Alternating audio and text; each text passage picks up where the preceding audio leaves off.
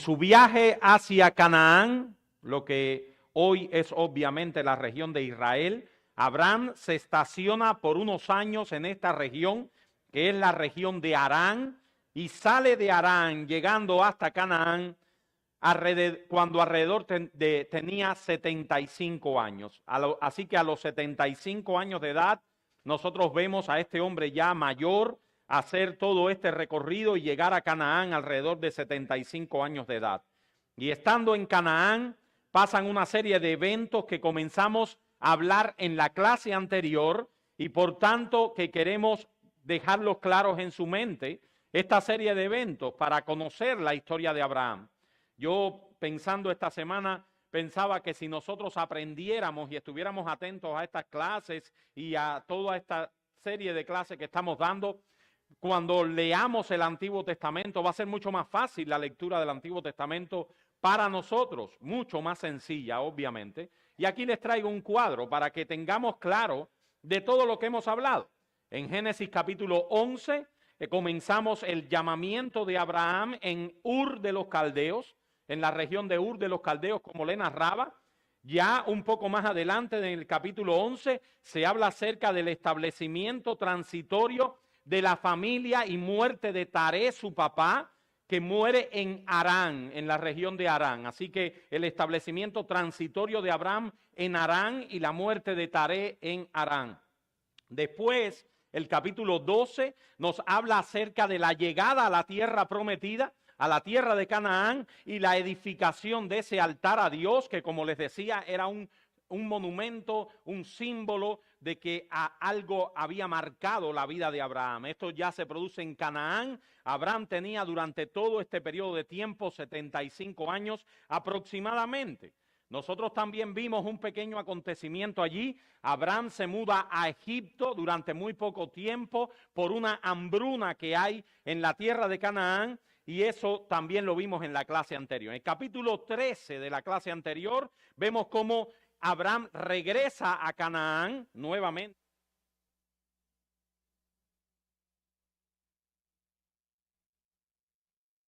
Pastos entre Abraham y Lot. Abraham y Lot se habían hecho riquísimos y la tierra en que habitaban ya estaba trayendo problemas entre los pastores de Abraham y los pastores de Lot y deciden separarse. Ahora les muestro el mapa.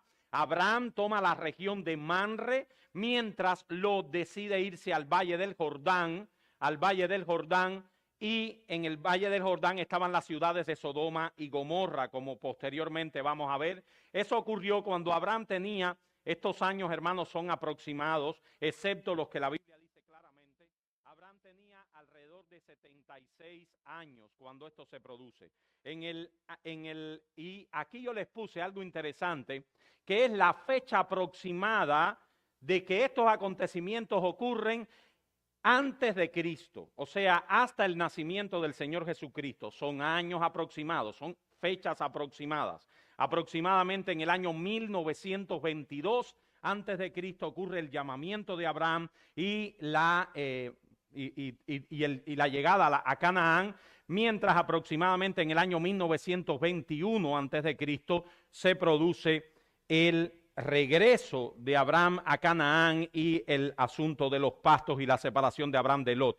Recuerden que los años antes de Cristo se cuentan como al revés, como en matemática, antes del cero, más pegadito, son números menores. ¿Entendemos eso? Habiendo entendido eso, entenderán cómo los años van bajando en vez de subiendo, porque son antes de Cristo, como en las matemáticas. Muy bien. También vimos en el capítulo 14 de Génesis cómo Abraham rescata a Lot, porque hay una guerra, se forma una guerra allí. Abraham rescata a Lot y se encuentra con Melquisedec, un sacerdote prearónico, antes de la tribu de Leví, obviamente, del cual nuestro Señor Jesucristo vino a ser sacerdote según la orden de este sacerdote de Melquisedec. Eso lo hablamos en la clase anterior, por eso no estamos ahondando. Eso ocurre en la región de Canaán. Y en el capítulo 15, la clase anterior, terminamos con el pacto de Dios con Abraham, el pacto ratificado de Dios con Abraham en Génesis 15, cuando Abraham tenía alrededor de 84 años. Ahí les puse el tiempo, en el 1912, antes de Jesucristo. Sigamos entonces durante esta clase, hermanos, viendo los próximos acontecimientos de la vida de Abraham. En la clase anterior dejamos a Abraham con el pacto ratificado, aquel pacto de cortar los animales y que Dios pasara entre ellos. Ahora sigamos con los eventos trascendentales de la vida de este patriarca de Israel y de la iglesia. Después del pacto ratificado de Dios con Abraham en el capítulo 5, Dios se revela a Abraham como su escudo y su galardón. Hablan sus Biblias para que puedan entender por dónde vamos. Génesis 15. Dios se revela a Abraham como su escudo y su galardón, y Dios confirma que nada en el mundo estorbará o afectará el propósito que él tiene con él. Por medio de Abraham, Dios está trazando una historia redentora. Cuando ustedes le pregunten a alguien de qué trata la Biblia es una historia de redención, es una historia redentora, un plan soberano de un pueblo elegido del cual vendría el Salvador. Y es en ese contexto que Abraham, con la promesa ratificada de Génesis 15, Dios diciéndole: de una descendencia tuya, legítima, vendrá la bendición a todas las naciones, la simiente de Abraham, Jesucristo, y la bendición a todas las naciones.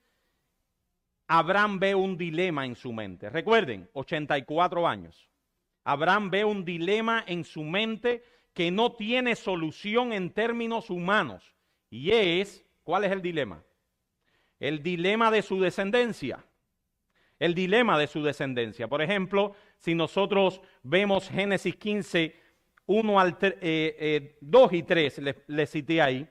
Y respondió Abraham: Señor Jehová, ¿qué me darás siendo así que ando sin hijo? Y el mayordomo de mi casa es ese Damaseno Eliezer. Dijo también Abraham: mira que no me has dado prole, y he aquí que será mi heredero un esclavo nacido en mi casa. Humanamente, para Abraham no tenía solución el pacto de Dios. Señor Jehová, ¿cómo vas a cumplir tu promesa de darme un pueblo como descendencia si ni siquiera tengo un hijo? Sin embargo, Dios le promete explícitamente a Abraham que el hijo de la promesa será un descendiente legítimo suyo. Y Dios ratifica esa promesa por medio de un pacto unilateral en el que Dios jura por sí mismo darle una descendencia en la cual serán benditas todas las naciones de la tierra. La promesa de la simiente de un descendiente legítimo de Abraham, nuestro Señor Jesucristo, ¿verdad? Un descendiente legítimo de Abraham que habría de ser bendición a todas las naciones. Sin embargo, a pesar de la fe verdadera de Abraham, volvemos nuevamente a ver la debilidad de los instrumentos de Dios. Eso es lo que vamos a narrar acá. Los héroes de la Biblia son héroes débiles. Débiles. Recuerden, hermanos, solo somos fuertes en Dios. Nuestras fortalezas radican en Dios y su gracia, y cuando ponemos nuestra fe en Él y en sus promesas. Todo lo demás que hay en nosotros, repito, solo somos fuertes en Dios. Todo lo demás que hay en nosotros, aún en el mejor de lo que hay entre nosotros, es nuestra debilidad. Es nuestra debilidad. Y eso nos lleva entonces al capítulo 16 de Génesis. Capítulo 16 del libro de Génesis. ¿Qué se narra en el capítulo 16? Un hombre débil. Un hombre débil. Agar e Ismael. En Génesis 16 se nos narra un hombre y una mujer débiles, Sarai. Por este tiempo Abraham tenía 85 años cuando Sarai, su mujer, que era por ese tiempo también una mujer muy anciana y estéril, le sugiere que tome a la criada Agar para que se acueste con ella, para que dejara descendencia. Por cierto, esa sugerencia de Sarai nos parece rara a nosotros, pero era una costumbre de las tierras orientales. Era una costumbre muy frecuente en este momento de la historia. Pues se suponía que una esposa tenía que darle hijos a su esposo para garantizar la descendencia. Si ella no le podía dar hijos, lo que se estilaba en aquel momento era que ella buscara un tipo de esposa para su esposo para que tuviera hijos. Y habitualmente era la criada de la casa. Así que Sarai le da a Agar a Abraham. Acá tenemos el caso clarísimo de cómo los seres humanos tratamos de adelantar los tiempos de Dios, como si eso fuera posible. En cada uno de nosotros existe la debilidad de tomar el camino más rápido, de desesperarnos en vez de confiar en Dios y sus promesas. Jugamos el juego de darle una ayudita a Dios, de darle una ayudita. Y obviamente, mis hermanos, todo esto viene como fruto de nuestra debilidad y pecaminosidad. Cuando dejamos de confiar en Dios y comenzamos a mirar nuestras circunstancias sin ver a Dios en medio de ellas. Así que Abraham ¿qué debía hacer Abraham? Debía parar a su mujer y tomar la función de un líder y instruirla y decirle, ¿qué hace Abraham? Lo mismo que Adán. Interesante. Abraham hace lo mismo que Adán, no ejercer su liderazgo y seguir la voz de su mujer en algo en el cual él debía instruirle y detenerle. Así que, como son todas las cosas que hacemos como fruto de nuestra desesperación y desconfianza, Abraham se acuesta con Agar, esta sale embarazada, ¿y qué pasa? Y comienzan los problemas en la casa de Abraham, porque Sarai tiene celos de Agar. Al verla embarazada de su propio esposo, ¿ustedes se imaginan esto, hermano? Y ella imposibilitada humanamente de darle un hijo a su esposo, los problemas son tales en la casa de Abraham que la esclava tuvo que huir de la presencia de Sarai. Hermanos, y en este punto debemos recalcar nuevamente que las malas decisiones, aquellas que son tomadas lejos de la voluntad de Dios, de manera apresurada y sin meditar en cuál es la voluntad de Dios, decisiones que salen como fruto de tratar de hacer las cosas a nuestra manera, sin meditar en cuál es la voluntad de Dios para nuestras vidas. Tuvimos una serie de sermones hace poco acerca de la voluntad de Dios. Esa voluntad de Dios expresada en su palabra, todas esas decisiones acarrean malas consecuencias con las cuales tenemos que cargar. Y de estas estamos llenos.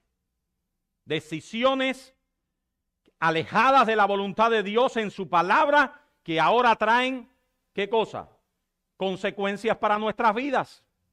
Decisiones en nuestros noviazgos, decisiones en nuestros matrimonios, decisiones en nuestra área laboral, decisiones económicas, decisiones de mudarnos a este o aquel lugar. Cada decisión de nuestra vida debe ser hecha conforme a la voluntad de Dios. Eso significa buscar por medio de la palabra revelada cuál es el consejo de Dios para cada decisión que vamos a tomar. Así que Abraham tuvo que ver cómo el fruto de su apresurada decisión, cómo su hogar se convertía en un campo de batalla por los celos de Sarai mientras veía a Agar embarazada. La Biblia no cuenta cuál era el campo de batalla, pero yo me imagino que la batalla era dura. Era tan dura que Agar toma la decisión. Miren, hermanos, yo tengo la convicción cuando uno lee Génesis 16, probablemente temiendo por su vida, de salir de casa de Abraham. ¿Por qué los digo? Miren cómo dice el texto. Génesis 16, 5 al 6. Entonces Sarai dijo a Abraham: mi afrenta sea sobre ti, yo te di mi sierva por mujer, y viéndose encinta me mira con desprecio. Juzgue Jehová entre tú y yo. Y respondió Abraham a Sarai: he aquí, tu sierva está en tu mano, haz con ella lo que bien te parezca. Y como Sarai la afligía, ella huyó de su presencia. Abraham le dijo: ¿es tu esclava? Haz lo que tú quieras. Y Agar dijo: sola vaya. Sin embargo, tenemos en los cielos un Dios misericordioso. La palabra solabaya es un término cubano. Esto está malo, tengo que salir huyendo para que los hermanos que no son cubanos, yo sé que... tenemos en los cielos un Dios misericordioso. Nuestro Padre Celestial tiene cuidado de nosotros aun cuando nuestras decisiones son malas. Es inmensamente misericordioso nuestro Dios. La misericordia de Dios, hermanos, es increíble. Y Dios tuvo misericordia de Agar. Dios tiene misericordia de Agar por amor a Agar, por amor a su hijo, pero por amor a Abraham y a Sarai también. Miren cómo lo dice Génesis capítulo 16, 7 al 15. Creo que los voy a leer los textos yo para que puedan salir en la grabación. Génesis 16, 7 al 15. Y la halló el ángel de Jehová junto a una fuente de agua en el desierto. Aquí en Agar. Junto a la fuente que está en el camino de Chur, y le dijo: Agar, sierva de Sarai, ¿de dónde vienes y a dónde tú vas? Y ella respondió: huyo de delante de Sarai, mi señora. Y le dijo el ángel de Jehová: vuélvete a tu señora y ponte sumisa bajo su mano. Le dijo también el ángel de Jehová: multiplicaré tanto tu descendencia que no podrá ser contada a causa de la multitud. Además, le dijo el ángel de Jehová: he aquí que has concebido y darás a luz un hijo, y llamarás su nombre Ismael, porque ha oído Jehová tu aflicción. Y él será hombre fiero, su mano será contra todos, y la mano de todos contra él, y delante de todos sus hermanos habitará. Entonces llamó el nombre de Jehová que con ella hablaba: tú eres el Dios que me ve, porque dijo: ¿no he visto también aquí al que me ve? Por lo cual llamó al pozo donde se le apareció el ángel de Jehová, el pozo del viviente que me ve. He aquí está entre Cades y Beret. Y Agar dio a luz un hijo a Abraham, y llamó a Abraham el nombre del hijo que le dio Agar, Ismael. Era Abraham de edad de 86 años, ¿se acuerdan la edad que les dije? Cuando Agar dio a luz a Ismael. La pregunta que surge en todo este relato, porque todo lo demás es sencillo, es ¿cuál? ¿Qué pregunta le surge? Bueno, uno que es curioso, porque la teología es curiosidad bíblica, es esta la pregunta que surge ante esto. ¿Quién es el ángel de Jehová? ¿Se dan cuenta en el texto? Se le apareció el ángel de Jehová. El ángel de Jehová le habla. Y Agar responde: tú eres Dios que me ve. Y no quiero dejar sin respuesta a esto. Varios pasajes del Antiguo Testamento hablan del ángel del Señor de una manera que sugiere que era Dios mismo tomando imagen humana, que aparecía brevemente a varias personas en el Antiguo Testamento. El ángel de Dios o el ángel de Jehová que aparece en este pasaje a Agar, haciéndole promesas acerca de su descendencia, de modo similar más adelante cuando Abraham está a punto de sacrificar a Isaac, su hijo, lo veremos. Vamos a ver también al ángel de Jehová cuando se aparece a Jacob.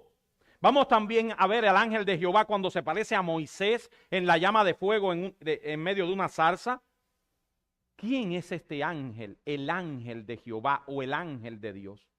Por ejemplo, en este texto de Éxodo 31, 11 al 13 dice: y me dijo el ángel de Dios en sueño: Jacob. Y yo dije: heme aquí. Y él dijo: alza ahora tus ojos y verás que todos los machos que cubren a las hembras son listados, pintados y abigarrados, porque yo he visto todo lo que Labán ha hecho. Esa historia la vamos a contar en unas clases más adelante. Yo soy el Dios de Betel.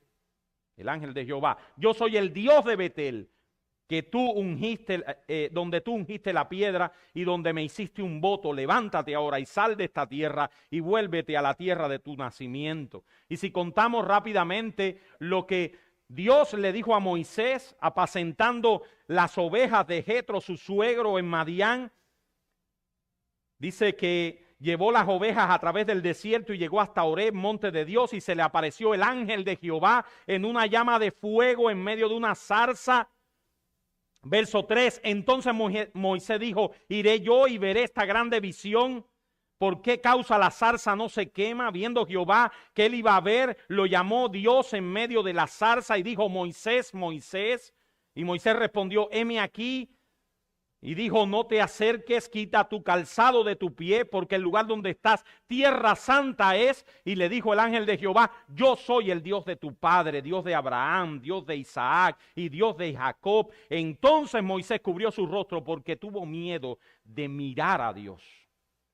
Todos estos son ejemplos claros de que el ángel de Jehová o el ángel de Dios son teofanías. A diferencia que lo que dijimos con Melquisedec, que era un tipo de Cristo, esta es una teofanía, o sea, el ángel de Jehová son apariciones visibles del mismo Dios en el Antiguo Testamento. Y si queremos ser más específicos, son cristofanías, o sea, apariciones de la segunda persona de la Trinidad, Dios el Hijo, apareciéndose de forma visible, preencarnado, o sea, antes de la encarnación, en estos ejemplos claros del Antiguo Testamento.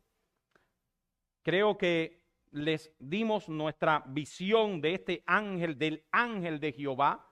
Tenemos que hacer la diferencia entre cuando ustedes lean el ángel de Jehová o el ángel de Dios de un ángel de Jehová. ¿Ok? Hagan la diferencia. Cuando ustedes vean en otros textos, no me puedo meter en angeliología, que eso es una rama de la teología sistemática, pero un ángel de Jehová, eso no es esta teofanía que estamos describiendo acá, sino el ángel de Jehová o el ángel de Dios. Así que habiendo hecho esta aclaración, Dios tiene misericordia de Agar y de su descendencia, y nace Ismael cuando Abraham era de 86 años. Sin embargo, hermanos, Ismael no era el hijo de la promesa, sino que 13 años después del nacimiento de Ismael, ya cuando este era un adolescente, un muchacho de 13 años, la promesa vendría de un hijo legítimo entre Abraham y Sara, llamado Isaac. En todas estas historias, nosotros, como les dijimos, vemos los esfuerzos del hombre de cumplir por sí mismos la promesa. Sin embargo, todos estos esfuerzos no cambiarían en absoluto el plan soberano de Dios que Dios tenía con este hombre. Así que, hermanos, vamos un poquito más adelante. Vamos a pasar a Génesis 17. ¿Qué pasa en Génesis 17? Aquí vimos el nacimiento de Ismael, Agar, Ismael, todo esto que pasó. Y ahora vemos en Génesis 17 el pacto sellado en la circuncisión. Génesis capítulo 17. Les leo rápidamente de lo que estamos hablando para que todos estemos claros. Era Abraham de edad de 99 años en este momento, cuando le apareció Jehová y le dijo: yo soy el Dios Todopoderoso. Anda delante de mí y sé perfecto, sé maduro, sé completo, y pondré mi pacto entre mí y ti, y te multiplicaré en gran manera. Entonces Abraham se postró sobre su rostro y Dios habló con él diciendo: he aquí, mi pacto es contigo y serás padre de muchedumbre de gentes. Vamos a pasar. Y te multiplicaré en gran manera y haré naciones de ti y reyes saldrán de ti, y estableceré mi pacto entre mí y ti y tu descendencia después de ti en sus generaciones, por pacto perpetuo, para ser tu Dios y el de tu descendencia después de ti. Y te daré a ti y a tu descendencia después de ti la tierra en que moras, toda la tierra de Canaán en heredad perpetua, y seré el Dios de ellos. Dijo de nuevo Dios a Abraham: en cuanto a ti, tú guardarás mi pacto, tú y tu descendencia después de ti por sus generaciones. Este es mi pacto que guardaréis entre mí y vosotros y tu descendencia después de ti. Será circuncidado todo varón de entre vosotros. Circuncidaréis pues la carne de vuestro prepucio, y será por señal del pacto entre mí y ti. Recordemos en qué momento estamos. Abraham tenía 75 años cuando salió de Harán. Ahora tenía 99 años cuando Dios se reveló a él como el Dios Todopoderoso. nombre que indica que los recursos se hallan solo en Dios, que Dios tiene todo el poder y todos los recursos para llevar a cabo sus promesas, que no necesita la ayuda del hombre, que no necesita de nuestras ayuditas. Así que en este capítulo 17 del Génesis, Moisés narra cómo Dios sella el pacto con Abraham, primero cambiando el nombre. No sé si se dan cuenta que si bien el texto comienza, ustedes pueden leerlo completo en casa, con el término Abraham, cortico, el texto, el capítulo 17 termina con el nombre Abraham. Abraham. Así que Dios primero cambia el nombre de Abraham por Abraham, diciéndole que él sería padre de multitud de gente, de muchedumbre de gentes, o padre de naciones. Y Dios le prescribió como signo externo del pacto, el signo de la circuncisión como marca del pacto. Es interesante, hermanos, cómo los diferentes pactos del Antiguo Testamento, los diferentes pactos de la Biblia, tienen signos externos o sellos externos. El signo externo del pacto de Dios con Noé, ¿cuál fue? El arco iris. El arco iris era el signo externo del pacto de Dios con Noé. El signo externo del pacto de Dios con Abraham es la circuncisión. Pasan los pactos y llegamos al nuevo pacto. ¿Cuál es el signo externo del nuevo pacto? El bautismo. Pero el bautismo no tiene nada que ver con la circuncisión. La circuncisión es el signo del pacto abrámico.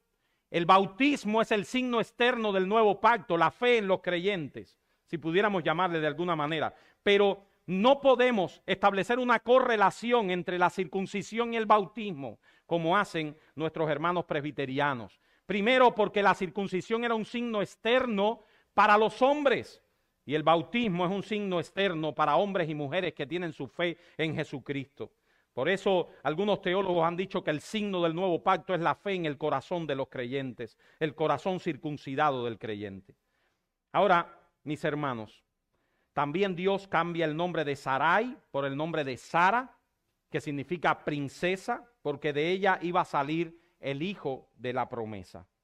Ahora estamos nuevamente en un pacto que Dios había ratificado muchísimas veces a Abraham, un pacto ahora que tenía como sello la circuncisión, y ahora Dios cumple el pacto a partir de la promesa del nacimiento de Isaac en Génesis 18. Vamos por acá, por Génesis 18. Dios le aparece a Jehová, después dice el texto, le apareció Jehová en el encinar de Mamre, estando él sentado a la puerta de su tienda en el calor del día, y alzó sus ojos y miró, y he aquí 3 varones que estaban junto a él. Y cuando los vio, salió corriendo a la puerta de su tienda a recibirle y se postró en tierra. Quiero ponerle geográficamente dónde estamos para que entiendan. Recuerden, hermanos, que Abraham decidió vivir en el encinar de Mamre, una región de Canaán, y ahí estableció toda su vida. Recuerden que les habíamos dicho que Lot se fue para allá arriba, para el valle del Jordán, pero en el encinar de Mamre, Dios ratifica su promesa a Abraham, que a través de Isaac sería la bendición a todas las naciones. No sé si se han dado cuenta, hermanos, en este punto de la historia, cuántas veces esta promesa es repetida en la historia de la vida de Abraham. ¿Verdad? Casi que por la reiteración uno dice, wow, ¿cuántas veces se reitera? Génesis 12, Génesis 15, Génesis 17. ¿Cuántas veces Dios le reitera lo mismo? Y la intensidad va increciendo. Génesis 12 lo llama, Génesis 15 pasa Dios mismo entre los animales, Génesis 17, 18 circuncida, le manda a circuncidar a todo varón como señal de ese pacto. No debería haber quedado ninguna duda en la mente de Abraham de que Dios estaba dispuesto a cumplir su promesa. Sin embargo, esa misma cantidad de veces vemos a Abraham y a su esposa en ocasiones dudando de esa promesa. Dios escoge hombres débiles que solo somos fuertes cuando tenemos nuestra fe depositada en Él. Y es en esta ocasión, tenemos que narrar otra debilidad. Ya pensaríamos que ya no hay dudas. No. Es en esta ocasión Sara la que vuelve a desconfiar de la promesa de Dios. Miren cómo lo dice el texto. Y le dijeron a aquellos 3 varones, hermano, no me voy a meter quiénes eran los 3 varones, por favor. Pero le dijeron, ¿dónde está Sara, tu mujer? Y él respondió, aquí en la tienda. Entonces dijo, de cierto volveré a ti y según el tiempo de la vida, he aquí que Sara, tu mujer, tendrá un hijo. Y Sara escuchaba detrás de la puerta, que estaba detrás de él. Y Abraham y Sara eran viejos, de edad avanzada. Y a Sara le había cesado ya la costumbre de las mujeres. Ya no se acordaba ni de qué era eso. Se rió pues Sara entre sí diciendo, después que he envejecido tendré deleite siendo también mi señor ya viejo. Entonces Jehová dijo a Abraham, ¿por qué se ha reído Sara diciendo, será cierto que he de dar a luz siendo ya vieja? ¿Hay para Dios alguna cosa difícil? Al tiempo señalado volveré a ti y según el tiempo de la vida, Sara tendrá un hijo. Entonces Sara negó diciendo, no me reí porque tuve miedo. Y él dijo, no es así, sino que te has reído. La risa de Sara, hermanos, es un claro ejemplo de la desconfianza. No podemos negar eso. De ese sentido que hay en cada uno de nosotros de tratar de resolver las cosas a nuestro modo. Hermanos, ¿cuántas veces Dios le repitió a Abraham y nos repite a cada uno de nosotros? Yo soy el Dios Todopoderoso. ¿Cuántas veces? Sara, humanamente es imposible que tú salgas embarazada, pero yo soy el Dios Todopoderoso. El Dios que obra por encima de los medios y aún en contra de ellos. Decir que confías en Dios cuando tienes las cosas controladas, cuando las riendas de tu vida están aparentemente en tus manos, eso es relativamente fácil, ¿verdad? Pero la confianza en Dios en acción se muestra cuando descansamos en Él, aun cuando no vemos que humanamente haya solución. Esa es la confianza en Dios. Así que, habiendo visto nuevamente este sentido de desconfianza que hay en el corazón de Sara, y cómo Dios le repite, yo soy el Dios Todopoderoso. Pasemos a un acontecimiento más. La destrucción de Sodoma y la liberación de Lot. Yo les pido, hermanos, que abran sus Biblias, me sigan. Yo quiero que aunque sea, sigan hojeando la Biblia donde estamos, porque quiero que no se pierdan visiblemente con la escritura de qué estamos narrando. Génesis 18 y 19. Ahí se narra la destrucción de Sodoma y la liberación de Lot. Ahora, al final del capítulo 18, vemos que mientras aún Abraham estaba en Mamre y acogió a estos 3 visitantes, Dios por medio de ellos decidió revelarle a Abraham lo que iba a pasar con Sodoma. Dios decide soberanamente decirle a Abraham lo que él iba a hacer con Sodoma. Y los varones se levantaron de allí y miraron hacia Sodoma, y Abraham iba con ellos acompañándolos, y Jehová dijo, encubriré yo a Abraham lo que voy a hacer, habiendo de ser Abraham una nación grande y fuerte, y habiendo de ser benditas en él todas las naciones de la tierra, porque yo sé que mandará a sus hijos y a sus hijos y a su casa después de sí, que guarden el camino de Jehová, haciendo justicia y juicio, para que haga venir Jehová sobre Abraham lo que ha hablado acerca de él. Y yo no les voy a leer todo el texto, pero ustedes saben cómo se resume este texto. Abraham era amigo de Dios, hermano. Era amigo de Dios. Dios tenía con Abraham una relación de amistad. Él era su amigo. Dios trata a Abraham en medio de este capítulo 18 como un amigo. Dios le reveló sus propósitos y Abraham se vio con la libertad delante de Dios de interceder por los justos de Sodoma, si acaso hubiera alguno. Este es un diálogo sincero entre Abraham y Dios, donde se nota la cercanía de este hombre como un amigo de Dios. Este texto, cuando yo me lo leí, me recordó las palabras del Nuevo Testamento que nos dice que nosotros somos amigos de Jesucristo. Qué hermoso texto. Ese texto es precioso, Hebreos. Dice, no os llamaré más hermanos, sino os llamaré amigos. Amigos. Y esa debe ser nuestra vida diaria. Una vida de amistad con Dios. Por medio de la oración sincera y por medio de la obediencia a sus mandamientos. Y yo me pregunto, mis hermanos, ¿cuántos cristianos estamos viviendo como amigos de Dios? ¿Cuántos de nosotros estamos viviendo como amigos de Dios? Mira, cuando tú te pasas los días sin orar, yo no me imagino que estás demostrando mucho que eres amigo de Dios. Un amigo le habla al otro. Un amigo le expresa al otro su cercanía. Cuando tú dices, tengo problemas con mis devocionales y todo el tiempo de la vida te lo pasas con eso, mi hermano, tú tienes que arreglar ese problema porque tú estás llamado a ser amigo de Dios. Y un amigo habla con su amigo, le expresa su corazón, le expresa sus éxitos, sus preocupaciones, sus dolores, sus pecados y lo conoce. Y lo conoce íntimamente. Así que comunicarnos, hablar con Dios y conocer de Dios debe ser prioritario en nuestra vida. Jesús dice, si ustedes hacen mi voluntad, sois mis amigos. Sois mis amigos. Abraham intercede por si hubiese algún justo en Sodoma y el número se va reduciendo poquito a poco, hasta llegar al número 10. No sé si se han leído ese texto. Pero como no los hay, Sodoma y Gomorra son destruidas y solo Lot y sus hijos escapan al ser sacados de la ciudad. Sin embargo, antes de la salida de Lot de Sodoma, recuerden hermanos, Lot vive en el Valle del Jordán, en la ciudad de Sodoma, hay un acontecimiento horrible, en el que podemos ver el grado de depravación que había caído esta ciudad y el grado de depravación que estaba incidiendo sobre la vida de Lot y su familia.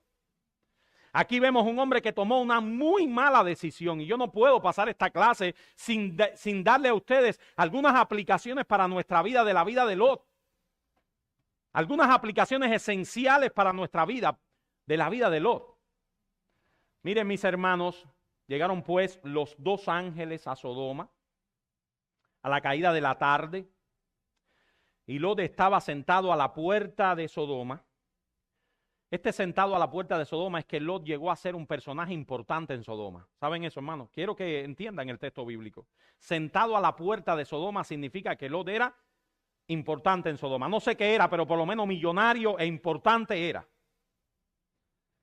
Y viéndolos Lot, se levantó a recibirlos y se inclinó hacia el suelo. Y dijo, ahora mis señores, os ruego que vengáis a casa de vuestro siervo y os hospedéis y lavaréis vuestros pies y por la mañana os levantaréis y seguiréis vuestro camino. Lot, a estos dos ángeles que toman forma humana, los trae para su casa. Pero antes que se acostasen, rodearon la casa los hombres de la ciudad, los varones de la ciudad. Los varones de Sodoma. La Biblia vuelve a recalcar que eran hombres. Los hombres, los varones. Todo el pueblo junto, desde el más joven hasta el más viejo, y llamaron a Lot y le dijeron, ¿dónde están los varones que vinieron a ti esta noche? Sácalo para que los conozcamos. Ustedes saben qué significa la palabra conozcamos. Literalmente significa los tengamos, refiriéndose a tener relaciones sexuales con ellos. Ese era el grado de depravación al que había llegado Sodoma. Pero a mí me deja frío lo que Lot hace ante esto. Frío a mí me deja lo que Lot hace ante esto.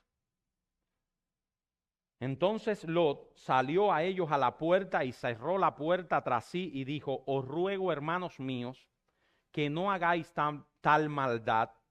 He aquí ahora yo tengo dos hijas que no han conocido varón, os las sacaré fuera y haced de ella como bien os pareciere, solamente que a estos varones no hagáis nada, pues que vinieron a la sombra de mi tejado. Hermanos, estamos viendo una historia perversa. Lot vivía en un ambiente retorcido y perverso por el pecado. Y este hombre probablemente por razones meramente económicas no había tomado la decisión de salir huyendo de ese lugar.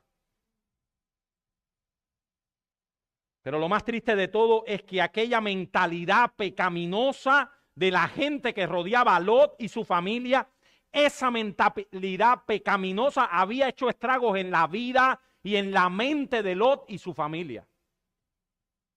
Esto lo podemos ver claramente en esta terrible decisión que Lot toma de entregar a sus hijas ante aquella turba de perversos.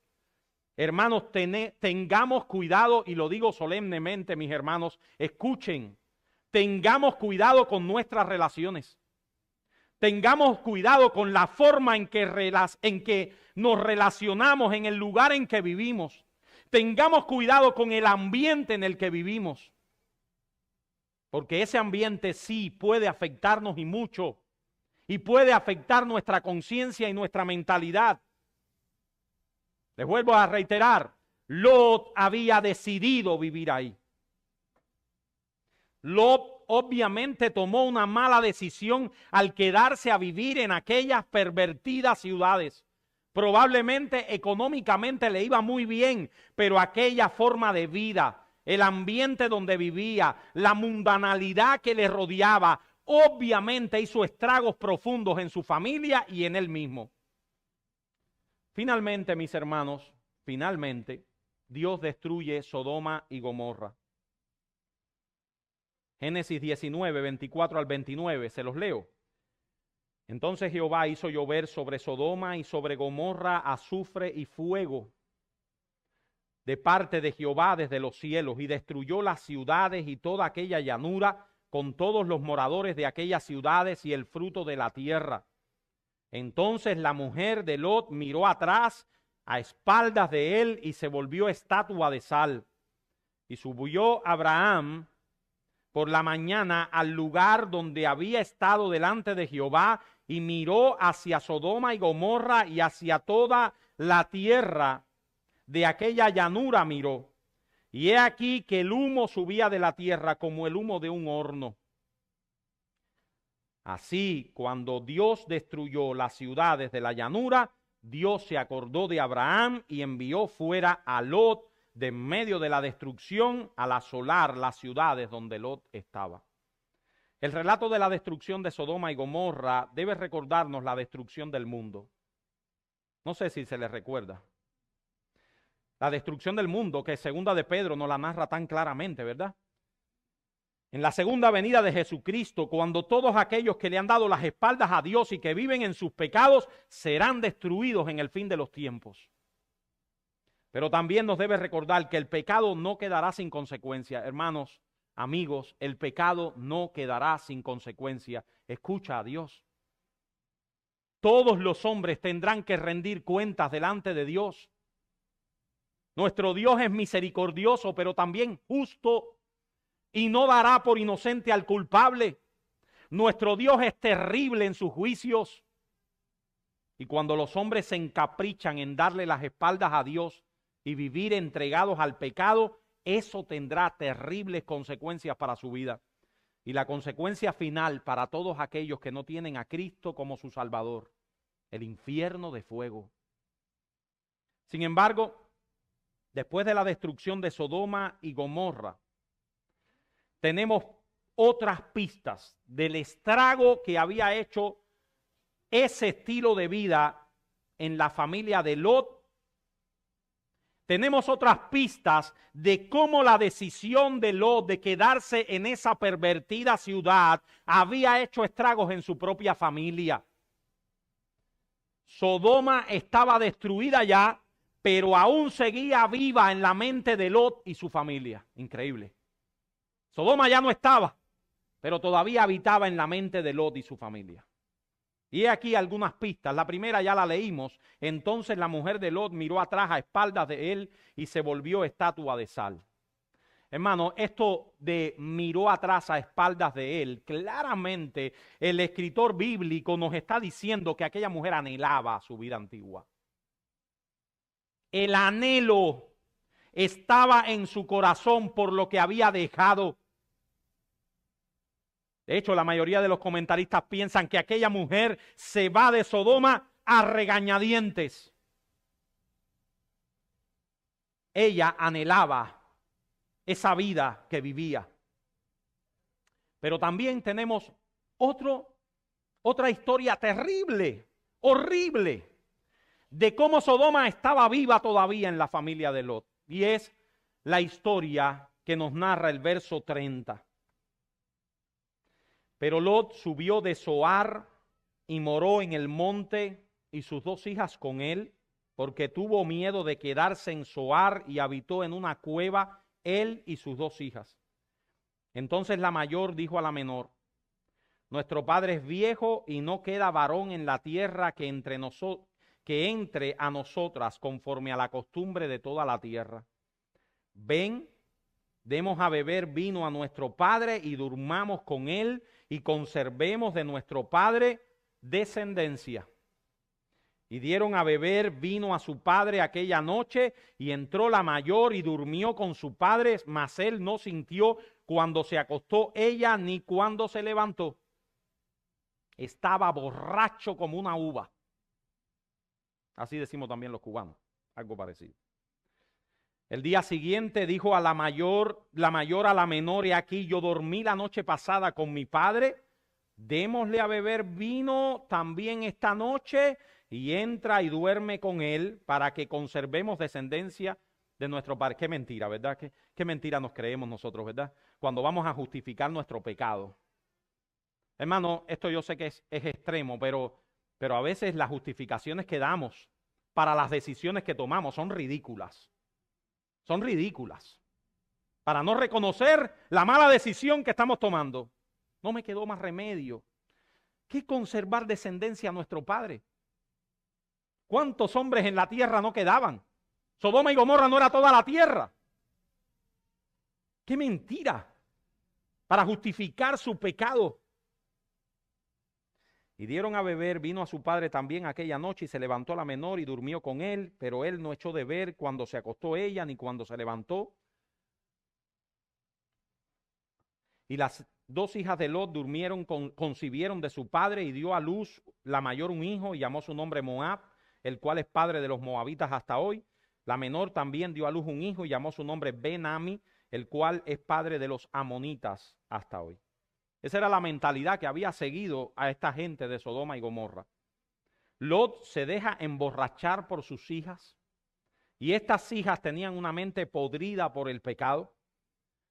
Amados hermanos, no nos creamos fuertes. El ambiente donde tú vives, las conversaciones que tú escuchas, lo que tú ves con tus ojos en internet afecta tu conciencia. Todas estas cosas van provocando en ti algo que los teólogos llaman una cauterización de la conciencia y un embotamiento de la mente. La respuesta del creyente ante la tentación debe ser siempre, ¿cuál? Huir y poner guarda a lo que oye con sus oídos, a lo que ve con sus ojos y a donde van sus pasos. El otro día, hablando con el pastor Joel, hablábamos de ese corito de los niños: cuidado mis ojitos lo que ven. Y nosotros decíamos: ¿qué razón tiene ese corito? ¿Qué razón tiene ese corito? Poner guarda a nuestros sentidos. Miren cómo lo dice el Salmo 141, 3 al 4. Pon guarda a mi boca, oh Jehová. Guarda la puerta de mis labios. No dejes que se incline mi corazón a cosa mala, a hacer obras impías con los que hacen iniquidad, y no coma yo de sus deleites. Y Proverbios 13:20, mire cómo lo dice: el que anda con sabios, sabio será, mas el que se junta con necios será quebrantado. Y este texto, que lo aprendí hace muchísimos años, yo creo que el pastor William no se acuerda ni que este texto yo lo aprendí de él. Me recuerdo perfectamente una exhortación que me dio cuando era un joven. Ninguno que milita se enreda en los negocios de la vida a fin de agradar a aquel que lo tomó por soldado. El mundo es una gran telaraña, mis hermanos. Una gran tela de araña. Pega. No juegues con él. Te enreda. Eso es lo que Pablo está diciéndole aquí a Timoteo. Timoteo, el mundo enreda. Sálele huyendo. Porque ninguno que milita en la milicia de Jesucristo vive enredado en las cosas del mundo. Ninguno que anda en la milicia de Cristo vive enredado en los negocios de la vida. Porque vive para agradar a aquel que le tomó por soldado. Así que toda esta historia de la vida de Lot no es más que la consecuencia de su falta de sabiduría al desarrollar una vida en medio de un lugar tan impío, de una influencia tan altamente dañina para sí mismo y para su familia, y Lot y su familia vieron las consecuencias. Permítanme narrarles una última parte. Tenemos que dar otra clase de la vida de Abraham. Que se encuentra en el capítulo 20 del libro de Génesis. Y esta parte, hermano, nuevamente vemos la debilidad de Abraham. Como somos así de débiles todos nosotros, hermanos. Dice, de allí partió Abraham a la tierra del Negev y acampó entre Cades y Chur y habitó como forastero en Gerar. Y dijo Abraham de Sara su mujer, es mi hermana. La región del Negev era parte de la tierra cananea. Y tenía un rey que se llamaba Abimelech, rey de Gerar, envió y tomó a Sara. Pero Dios vino a Abimelech en sueños de noche y le dijo, he aquí muerto eres a causa de la mujer que has tomado, la cual es casada con marido. Mas Abimelech no se había llegado a ella y dijo, Señor, ¿matarás también al inocente? No me dijo él, mi hermana es, y ella también dijo, es mi hermano. Sigo. Con sencillez de mi corazón y con limpieza de mis manos he hecho esto, decía Abimelech. Y le dijo Dios en sueños, yo también sé que con integridad de tu corazón has hecho esto, y yo también te detuve de pecar contra mí, y así no te permití que la tocases. Ahora pues, devuelve la mujer a su marido, porque es profeta y orará por ti, y vivirás. Y si no la devolvieres, sabe que de cierto morirás tú y todos los tuyos. Este capítulo 20 es un capítulo que algunos comentaristas, para serles sincero, dicen que probablemente cronológicamente no debería estar allí, pero la mayoría de los comentaristas serios dicen que sí. Primero porque se usa el nombre largo de Abraham y el Génesis es muy meticuloso a la hora tiene que ser después de Génesis 17 donde se cambia el nombre de Abraham. Así que, aunque algunos comentaristas dicen que esto probablemente era anterior, nosotros nos inclinamos a pensar que cronológicamente debe ser puesto allí. Moisés nos relata que cómo Abraham, movido por el temor, recurrió nuevamente al engaño, esta vez con Abimelech, rey de Gerar, de la misma forma como lo había hecho en Egipto anteriormente. Abraham hace pasar a Sara como su hermana frente a Abimelech, rey de Gerar en la tierra de Negev. Y vemos nuevamente cómo Dios saca a Abraham de sus malas decisiones por amor a Abraham, pero también por fidelidad a su pacto. Por fidelidad al pacto. En todo este relato vemos a un Abraham, como lo hemos visto en otros puntos de su vida, un hombre débil, tomando decisiones insensatas. Así son los héroes humanos de la Biblia. Pecadores débiles que solo son fuertes en Dios. Les he repetido la misma frase varias veces. Y todo esto, mis hermanos, nos permite ahora que podamos nuevamente llenar el cuadro del principio y con esto vamos a terminar nuestra clase. Vamos a seguir completando el cuadro para que lo tengamos claro. El cuadro que comenzamos al principio era este, que terminó en Génesis 15, donde Dios pacta con Abraham en el pacto ratificado y pudiéramos entonces seguir nuestro cuadro con los eventos que hemos narrado durante esta clase. El evento de Agar e Ismael, producido en Canaán a los 86 años de Abraham, en el año alrededor de 1910 antes de Cristo. En Génesis 17, el cambio del nombre de Abraham por Abraham y la circuncisión como señal del pacto abrámico en Canaán, obviamente, a los 99 años de Abraham, en el año 1897 antes de Cristo, más o menos, aproximadamente. En Génesis 18 y 19 se nos habla de la destrucción de Sodoma y Gomorra que ocurrió en el Valle del Jordán a los 99 años de Abraham.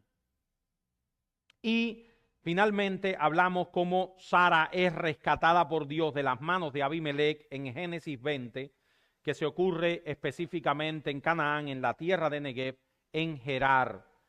Abraham tenía por este tiempo 99 a 100 años de edad y ahora nos permite ir al final de la historia de Abraham, que lo vamos a dejar para la próxima y última clase de la vida de Abraham. En la próxima clase tendremos ya los puntos finales de la vida de Abraham y la historia redentora que Dios está trazando por medio de la familia de este hombre, que fue un hombre clave en la historia redentora que Dios traza en el Antiguo Testamento. Hermanos, nos quedan 3 minutos. ¿Alguien tiene alguna pregunta, algo que quiera comentar, algo que quisiera ser aclarado? Ajá. Hablaba de que el mundo bombardea sus mensajes a nuestras mentes, que tenemos que cuidar de no enredarnos. Me acordé del texto de Romanos 12:2, que de las Américas dice: y no os adaptéis a este mundo, sino transformaos mediante la renovación de vuestra mente, para que verifiquéis cuál es la voluntad de Dios, lo que es bueno, aceptable y perfecto. Amén. Amén. Así que, hermanos, os ruego por las misericordias de Dios que presentéis vuestros cuerpos en sacrificio vivo, santo, agradable a Dios, que es vuestro culto racional. No os conforméis a este siglo, no os amoldéis a este mundo, sino transformaos por medio de la renovación de vuestro entendimiento, para que comprobéis cuál sea la buena voluntad de Dios, agradable y perfecta. Gracias, hermano. ¿Alguien más tiene alguna pregunta? ¿Algo? Sí. ¿Más?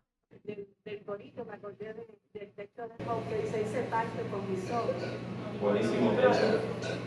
Ponemos ese pacto así delante del Señor. Yo sé que Sí. levantamos todos los días sus mandamientos, pero te hace un poco más a agarrarte a tu conciencia. Sí, gracias, excelente. Los hombres y mujeres de la antigüedad hacían resoluciones y deberíamos quizás tomar esas resoluciones, hacer esos pactos, esas resoluciones con nosotros mismos. Nos recordamos de aquellas resoluciones de Jonathan Edwards, de esos pactos que él hizo con sí mismo. ¿Algún otro hermano?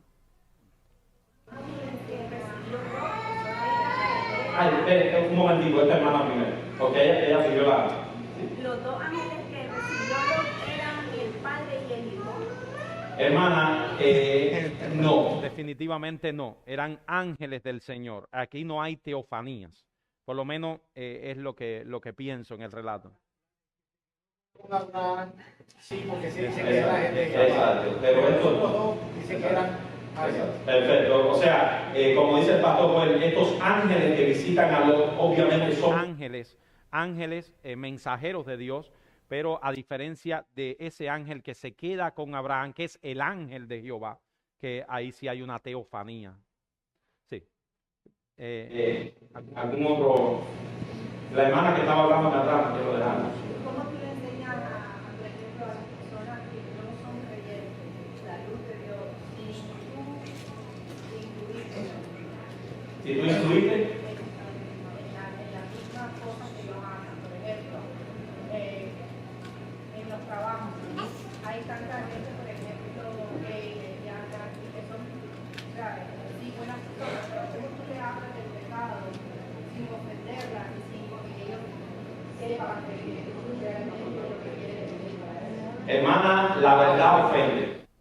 La verdad ofende. A mí me da mucha tristeza, bueno, no me da tristeza, la verdad, porque no tiene nada que ver con nosotros, pero a mí me da curiosidad cuando, y lo digo para que se grabe, no hay problema, yo asumo, cuando el Papa de Roma dice que hay que ser inclusivo, y ahora está tratando de darle un pañito a la homosexualidad.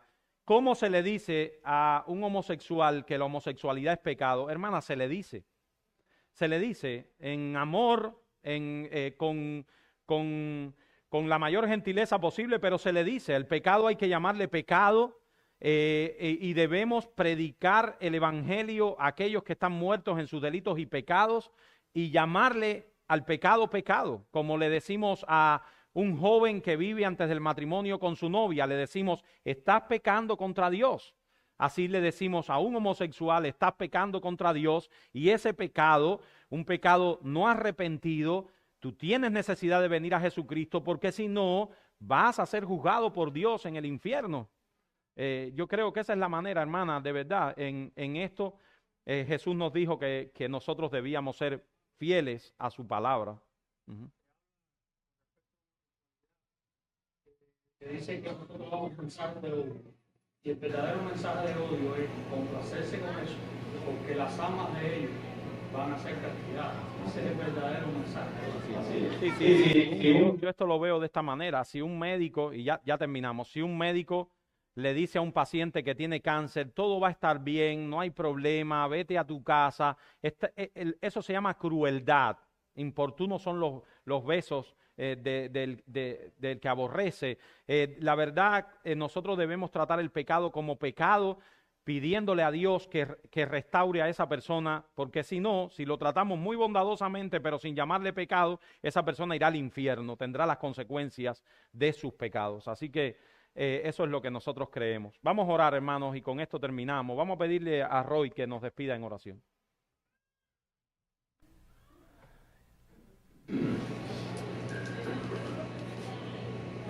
Señor, nosotros te damos muchas gracias en esta mañana por la oportunidad de exponernos una vez más a tu palabra.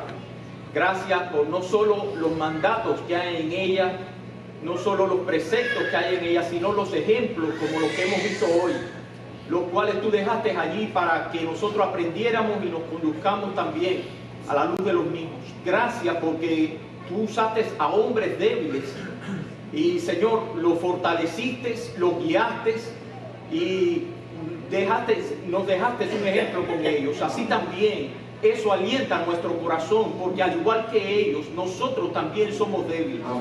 Ayúdanos a ponernos en tus manos, ayúdanos a descansar en ti, ayúdanos a que nuestra fe sea cada vez mayor como la de Abraham, y concédenos a nosotros también dar un buen ejemplo a los que nos rodean.